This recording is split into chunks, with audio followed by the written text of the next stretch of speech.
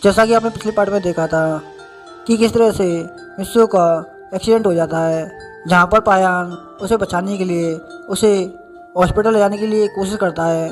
लेकिन तभी वहाँ पर डॉक्टर ऑक्टो आ जाता है, जो एकदम खतरनाक वाले रूप में होता है। तभी डॉक्टर ऑक्टो धोखे से पायान के रोड को पकड़ लेता है और उसे पकड़कर पाको से कहता है कि अगर तुम पायान को इस वक्त बचाना चाहती हो तो तुम्हारे पास सिर्फ एक ही रास्ता है, यही कि तुम मुझे यहाँ से जाने दो इस रोबोट के साथ। अगर तुमने गलती से भी मुझे टच करने की कोशिश की तो तुम्हारी परमानेंट पावर चली जाएगी और उसके बाद तुम परमानेंट को टाइम पर हॉस्पिटल नहीं पहुँचा पाओगी। चॉइस योर डिसीजन नाउ, जल्दी फैसला करो। उसके कुछ समय बाद पाको को समझ में आ जाता है कि उसे क्या करना चाहिए और क्या नहीं, इसलिए वह पैन को पहले हॉस्पिटल पहुंचा देती है, जहां पर मिसो से मिलने के लिए उसके सारे फ्रेंड और टीचर सब आए हुए होते हैं। तभी वहां पर एक शख्स आता है जिसने अपने चेहरे पर मास्क लगाया हुआ होता है, जिसे देखकर सही पैन को उस पर शक होने लगता है और वह रूम में एंटर कर उसे देखने लगते हैं कि तभी पाको उसे देखकर एकदम से चौंक जाती है और कहती है आप अब आगे। तभी वो शख्स पाको की बात सुनकर अपने चेहरे से मास्क निकालने लगता है, जिसे देखकर सारे परमैन एकदम से चौंक जाते हैं कि तभी पाको गुस्से में कहती है कि बटमैन आप कब से कहाँ थे?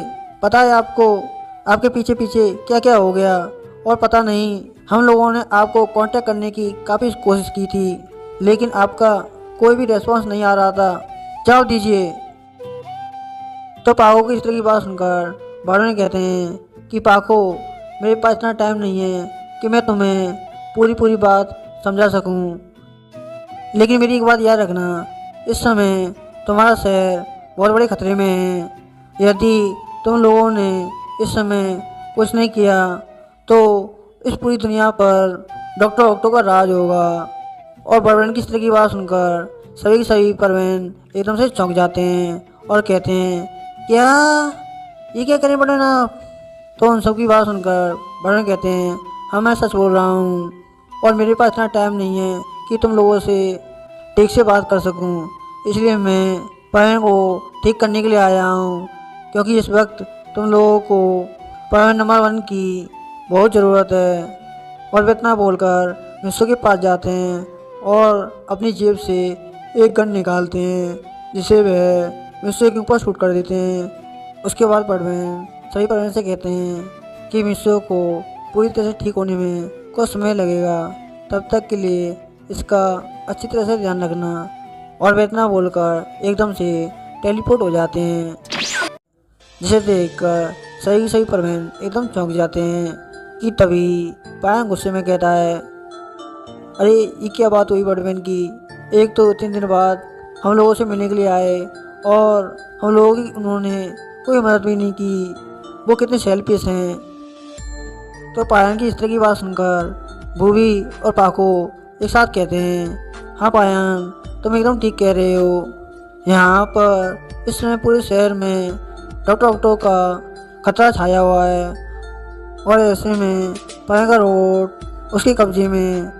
कम से कम उनको इस बारे में तो सोचना चाहिए था कि हम लोगों की पावर डॉक्टर ऑक्टो पर काम नहीं आने वाली, क्योंकि जब भी हम उसे ढूंढने की कोशिश करेंगे तो हमारे पास सेट की पावर ही चली जाएगी।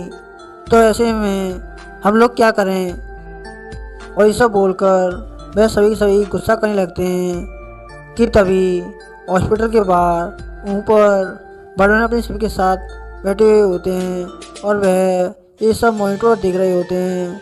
और ये सब देखकर वह एकदम से कहते हैं कि माफ़ करना बच्चों, मैं इसमें तुम लोगों की चाहकर भी कोई मदद नहीं कर सकता, क्योंकि मैं मजबूर हूँ। और ये सब बोलकर वह अपनी मॉनिटर की स्क्रीन बंद कर देते हैं और वहाँ से कहीं टेलीपोर्ट हो जाते हैं। उसके बाद सीन शिफ्ट होता है, जहाँ पर डॉक्टर ऑक्टो को दिखाया जाता है, जो अपनी लेबोरेटरी के अंदर रोड पर कुछ एक्सपेरिमेंट कर रहा होता है। इसे देखकर डॉक्टर ऑक्टो मुस्कुराने लगता है कि तभी डॉक्टर ऑक्टो के पास एक आदमी आता है, जो डॉक्टर ऑक्टो से कहता है कि सर, ये आप क्या कर रहे हैं, कम से कम आपको इसका परमानेंट सेट निकाल देना चाहिए, क्योंकि ये भले ही एक रोबोट है लेकिन फिर भी ये परमानेंट सेट के साथ काफ़ी खतरनाक है। तो अपने आदमी की इस तरह की बात सुनकर डॉक्टर ऑक्टो को काफ़ी गुस्सा आता है और वह गुस्से के मारे अपने आदमियों को अपने हाथ की मदद से एक मशीन के अंदर बंद कर देता है, जिसे देखकर उसका आदमी जोर जोर से चीखने लगता है और कहता है कि सर मुझे माफ़ कर दीजिए, मुझसे गलती हो गई, प्लीज़ मुझे इस मशीन से बाहर निकाल दीजिए। और अपने आदमी की इस तरह की बात सुनकर डॉक्टर ऑक्टो मुस्कुराने लगता है कि तभी डॉक्टर ऑक्टो अपनी जेब से एक रिमोट निकालता है, जिसे वो दबा देता है और उसके दबते ही वो मशीन ऑन हो जाती है, जिसके भीतर कुछ पंखे घूमने लगते हैं और कुछ देर बाद वो पंखे उस आदमी को काटना स्टार्ट कर देते हैं। इसकी चीखें सुनकर डॉक्टर ऑक्टो मुस्कुराने लगता है और कहता है ये तो सिर्फ एक शुरुआत है, आगे आगे देखना मुझे कितने लोगों का खून बहाना है। और ये सब देखकर रोबोट को काफ़ी गुस्सा आता है, क्योंकि वह डॉक्टर ऑक्टो की लेबोरेटरी में कैद होता है और वह चाहकर भी उस आदमी को नहीं बचा पाता, जिसे देखकर रोबोट गुस्से में कहता है तुम चाहो जितना चाहे उस लो, लेकिन मेरी एक बात याद रखना कि परमैन जब वापस आएगा तो वह तुम्हें नहीं छोड़ेगा। तो रोबोट की इस तरह की बात सुनकर डॉक्टर ऑक्टो जोर जोर से हंसने लगता है और हंसते ही कहता है वाह वाह वाह, क्या बात है, वो लड़का मुझे हराएगा, वो भी डॉक्टर ऑक्टो को, जिसने पूरी दुनिया पर राज करने का जिम्मा उठाया है, वह उससे रोकेगा। तो डॉक्टर ऑक्टो की बात सुनकर रोबोट कहता है हाँ, तुम नहीं जानते डॉक्टर ऑक्टो कि परमैन क्या क्या कर सकता है। और रोबोट की इस तरह की बात सुनकर डॉक्टर ऑक्टो हंसते हुए कहता है वाह वाह वाह, क्या बात है, यहाँ पर तुम्हारी सांसें अटक रही हैं और वहाँ पर परमैन की, और ऐसे में तुम मुझे मारने की धमकी दे रही हो कि परमैन मुझे मार डालेगा, क्या बकवास है। इससे तो अच्छा तुम कोई सड़ा हुआ जोक ही सुना देते तो मैं वैसे ही हंस देता। तभी डॉक्टर ऑक्टो की बात सुनकर रोबोट कहता है तुम चाहो जितना चाहो हंस लो, क्योंकि तुम कुछ ही पल के मेहमान हो, उसके बाद परमैन तुमको कहीं पर भागने का मौका नहीं देगा। अगर तुमको जान प्यारी है तो अभी यहाँ से भाग जाओ। और रोबोट की इस तरह की बात सुनकर डॉक्टर ऑक्टो को काफ़ी गुस्सा आता है और वह अपने रिमोट से एक और बटन दबाता है, जिसकी मदद से रोबोट जिस जंजीर में बंधा हुआ होता है उसमें बिजली का करंट लगने लगता है, जिसके कारण रोबोट जोर जोर से चीखने लगता है और चीखते चीखते अचानक ही बेहोश हो जाता है। और ये सब देखकर डॉक्टर ऑक्टो खुश होता है और कहता है कि अगर उसे तुम्हें बचाना होगा तो वह सबसे पहले उसे मेरी लेबोरेटरी ढूंढनी पड़ेगी, क्योंकि इसका कोई भी अता पता नहीं है किसी को, और उसके लिए तो ये सब नामुमकिन है। और ये सब बोलकर वह एक कमरे की तरफ चला जाता है और ऐसे ही करते करते अगला दिन हो जाता है, जहाँ पर पाको मिस्सो के बेड के पास सोई हुई होती है, क्योंकि पाको अपने घर नहीं गई थी, जिसके कारण पाको मिस्सो के बेड के ऊपर सर रखकर सो गई थी कि तभी अचानक से मिस्सो की धीरे धीरे कर आंखें खुलने लगती हैं और वह अपने मुंह से पाको पाको कहने लगता है, जिसे सुनकर पाको की आंखें खुल जाती हैं और वह देखती हैं कि मिस्सू उसका नाम लेकर कुछ कुछ गुनगुना रहा है। और वह मिस्सू से कहती है कि मिस्सू, मैं तुम्हारे पास ही हूँ, तुम चिंता मत करो, तुम्हें कुछ नहीं होगा, तुम सिर्फ एक बार ठीक हो जाओ, उसके बाद मैं तुम्हें कभी भी अपने से दूर नहीं करूँगी। और ऐसे ही करते करते मिस्सू को पूरी तरह से होश आ जाता है और वह अपने बेड पर बैठ जाता है और खड़े होने की कोशिश करता है कि तभी पाको उसे रोक लेती है और कहती है कि मिस्सू, अभी अभी तुम ठीक हुए हो, इस तरह से बेड से मत उठो, तुम्हें काफ़ी चोट आ सकती हैं। तो पाको की इस तरह की बात सुनकर मिस्सू मुस्कुराने लगता है और कहता है कि पाको, तुम कब सुधरोगी? कम से कम अब तो तुम मेरा ख्याल रखना छोड़ दो। तुम ये बात क्यों भूल जाती हो कि तुम मिस सुमेरो हो, मशहूर सुपरस्टार मिस सुमेरो होशिनो, जिसके लाखों लोग फैन हैं। और मिस्सू की इस तरह की बात सुनकर पाको एकदम से खुश हो जाती है और कहती है कि मिस्सू, तुम ठीक हो गए, यानी कि तुम्हें सब कुछ याद आ गया कि मैं कौन हूँ और तुम कौन हो। तो पाको की इस तरह की बात सुनकर मिस्सू कहता है, हाँ पाको, मुझे सब याद आ गया और अब तो मैं पूरी तरह से ठीक हो चुका हूँ, तुम्हें यकीन ना हो तो ये देखो। और वह इतना बोलकर अपने बेड से एक जंप लगाता है और एक्शन के साथ खड़ा हो जाता है, जिसे देखकर पाको एकदम से चौंक जाती है और कहती है कि मिस्सू, अभी अभी तो तुम ठीक हुए हो और उसके बावजूद तुमने फिर से उलाटी मारना स्टार्ट कर दिया। चुपचाप से जाकर अपने बेड पर लेट जाओ, वरना तुम्हारे लिए अच्छा नहीं होगा।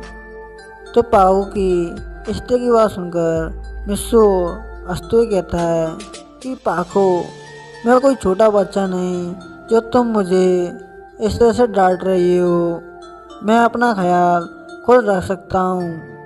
और मिस्सू की इस तरह की बात सुनकर पाको गुस्से से मिस्सू को घूरने लगती है, जिसे देखकर मिस्सू काफ़ी डर जाता है और एकदम से कहता है कि पाको, मुझे इस तरह से मत देखो, मुझे डर लगता है तुमसे।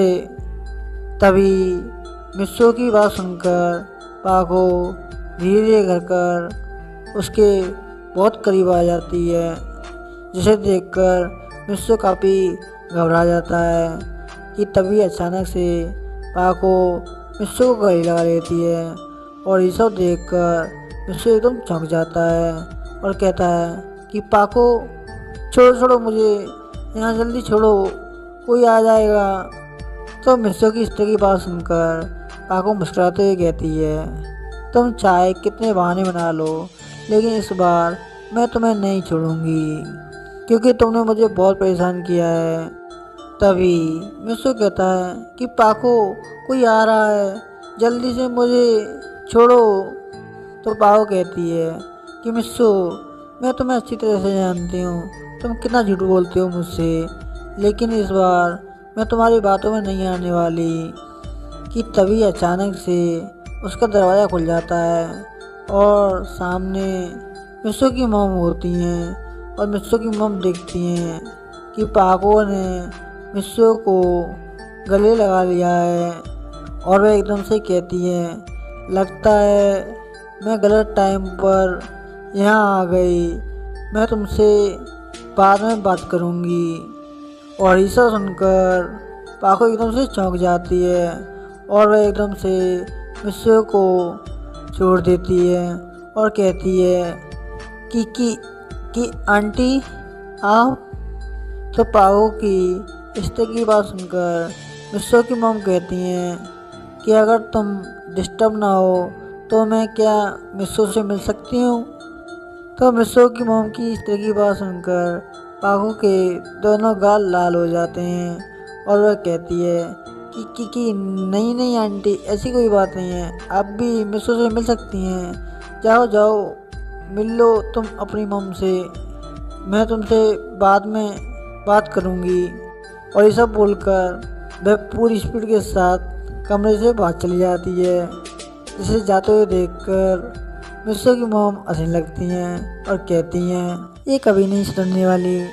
और वह इतना बोलकर मिस्सो की मॉम मिस्सो के पास आ जाती हैं और उसे गले लगा लेती हैं। जिसे देखकर मिस्सो कहता है, क्या हुआ सब लोगों को, जिसे चाहा वो मेरे गले आकर लग जाता है। तो मिस्सो की इस तरह की बात सुनकर मिस्सो की मॉम कहती हैं, अच्छा, जब पाको ने तुमको गले लगाया था तो तुमने कुछ नहीं बोला, और जब मैं तुमसे इतनी देर बाद मिल रही हूँ तो तुम्हें परेशानी हो रही है। तो मॉम की इस तरह की बात सुनकर मिस्सो कहता है, नहीं नहीं नहीं मॉम, ऐसा कुछ नहीं है जैसा कि आप सोच रही हैं। मैं पाको से प्यार नहीं करता, ये तो प्यार मेरी बस की बात नहीं है। ये सब तो क्या होता है, मुझे तो इसके बारे में कुछ पता ही नहीं। तो मिस्सो की इस तरह की बात सुनकर मिस्सो की मॉम कहती हैं, अच्छा, मैंने कब बोला तुम दोनों एक दूसरे से प्यार करते हो, ये तो तुम खुद ही बोल रहे हो। तभी मॉम की इस तरह की बात सुनकर मिस्सो खुद ही अपने जाल में फंस जाता है और वह एकदम से अपना सर झुका देता है। और मिस्सो की मॉम देखती हैं कि उसके मुँह के गाल लाल हो गए हैं। तभी मिस्सो की मॉम कहती हैं, अच्छा ये सब छोड़ो, ये बताओ तुम इतने दिन से कहाँ थे और क्या कर रहे थे। तुम्हें पता है तुम्हारे जाने के बाद मुझे रियलाइज हुआ था कि मैं कितनी गलत थी। मैं हमेशा सोचती थी कि तुम इतने आलसी क्यों हो और क्लासरूम में सोते क्यों रहते हो, और कभी कभी तो तुम अपना होमवर्क करना भी भूल जाते थे। तो मॉम की इस तरह की बात सुनकर मुझसे एकदम डर जाता है और एकदम कहता है कि मॉम आप कहना क्या चाहती हैं।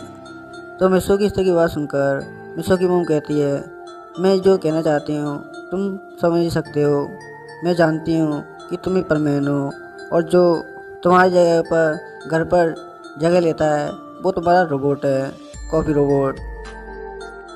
और मॉम की इस तरह की बात सुनकर मिस्सो एकदम शॉक हो जाता है और कहता है कि मॉम आपको ये सब कैसे पता चला।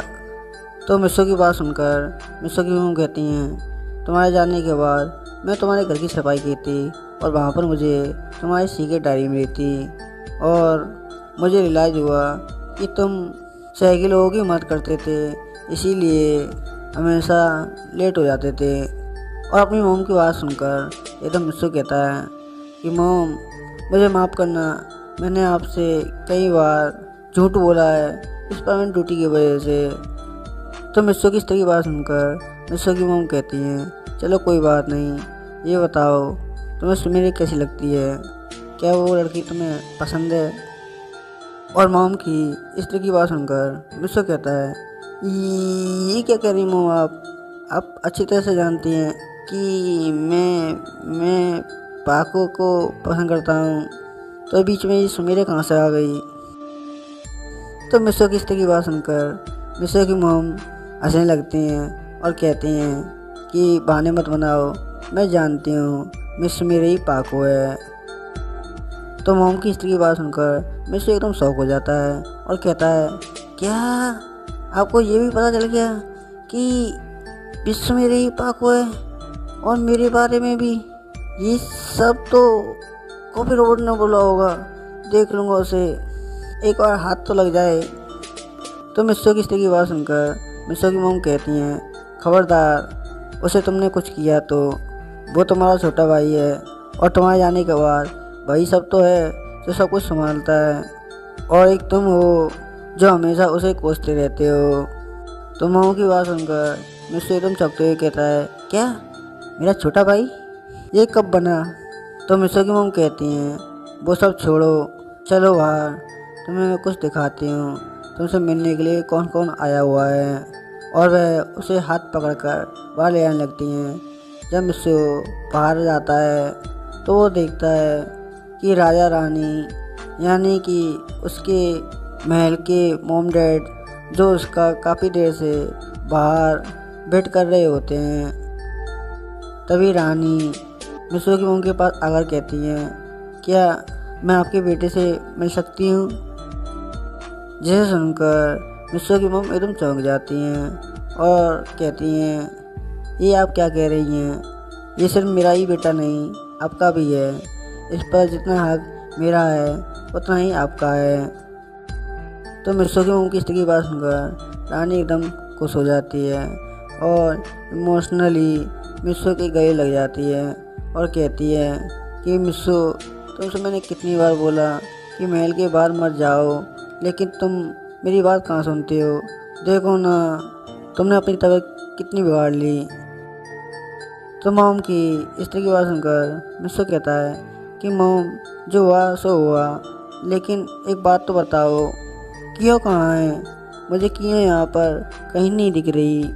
आखिर वो मुझे मिलने क्यों नहीं आई?